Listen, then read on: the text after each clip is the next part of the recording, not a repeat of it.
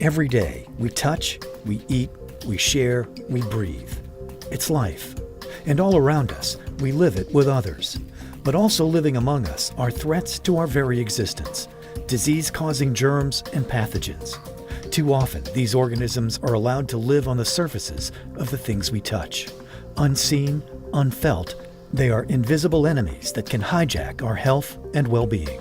Pathogen can live on a hard surface or a fabric surface, a doorknob, a light switch, an operating table like we're probably most aware of, or anything that a human would touch. A car handle, the inside of a taxi cab, public transit systems. So any place that a person could touch, that surface can hold and be a breeding ground for pathogens.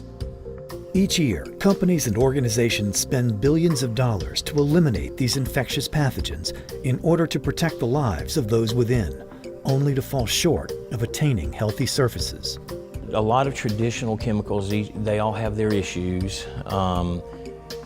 We also are searching for products, 21st century products, that are safe but very effective and that have a lasting ability to impact these pathogens that are on surfaces in environments where we don't want them, where people may have immune deficiency issues like aging care facilities, or in facilities like the schools or hospitals, where it's important to control these pathogens because the people that are there are subject to serious ramifications from contacting some of the diseases and infections that you would get from those pathogens.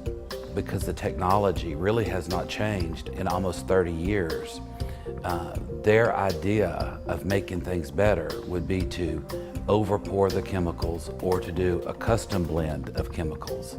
And that's not new technology, that's dangerous. That's dangerous for the employee, and it is dangerous for the residents and the environment that they're in.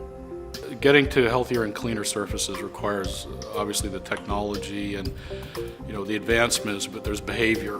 I think one of the biggest challenges we have today, not just the United States, we're adverse to change in the US, but globally getting people to do things differently. They've lumped cleaning and disinfecting together. I scrub, it's a scrub and bubble kind of mentality. So helping them stop long enough to really understand what that means, wasting money, not really achieving your goals, and then introducing the tools that can get them there, that make it easier and faster, primarily for those tasks with achieving those goals. There's a process. And we've been heavily invested in understanding how to communicate that and still have a long way to go. Hand sanitizers, washing hands regularly, and other simple methods can help break the chain of germ mobility and protect individuals. Yet relying on people to actually solve this problem is unpredictable and unrealistic. But now, for the first time, advancements in surface treatment technologies are now proving to eliminate human inconsistencies and human error in treating surfaces properly and getting ahead of pathogens. Advances in microbe-defeating chemistry are also now proving to protect surfaces better and longer in between cleaning and disinfection cycles. We're putting chemicals out there traditionally and historically that have been just as toxic to the human as it is to the parasite or the pathogen they're trying to kill.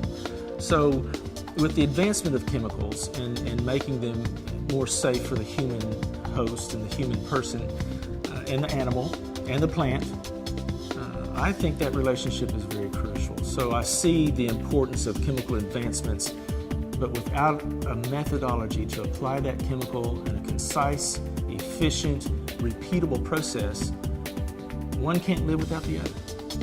Ultimately, if we're successful, we've impacted on the surfaces control of the pathogens to either stop the chain of transmission by bringing the pathogens down to as close to zero as possible, and also to have a continual protection on that surface over time, so that there's a better chance of controlling it and reducing illness and impact from hospital-acquired infections, or in agriculture, reducing maybe the use of antibiotics in animals because we're able to control the pathogen in their environment better. We were called in almost like a service company to treat a high school here in North Texas. And the athletic trainer at the time, after a full season where they typically experience a lot of staph infections in the locker rooms and the showers, that's what the kids are bringing from home. It was the first time in his 9-year tenure that they had not had one case. And the fact that we were in there once a week and not doing it daily and still getting those results, we knew we had work to do. But that bona fide the whole story for me personally. I see opportunities for one in our transport vans and in our automobiles. They are now part of our eMist because there's patients that ride in them. There's people that are touching on the upholstery. So it's more than just wiping down the upholstery every day after doctor's appointments. It's also getting an eMist treatment. We see the need for how it could apply in our laundry applications. I think you'll see eMist in every facet of how we deliver healthcare. And I mean that sincerely, and I mean that to the benefit of the residents and employees. The latest application systems from eMist Innovations are now widely used with any water-soluble chemical and are simple to master while developing a new generation of effective infection prevention and infection control professionals. To learn more, visit emist.global.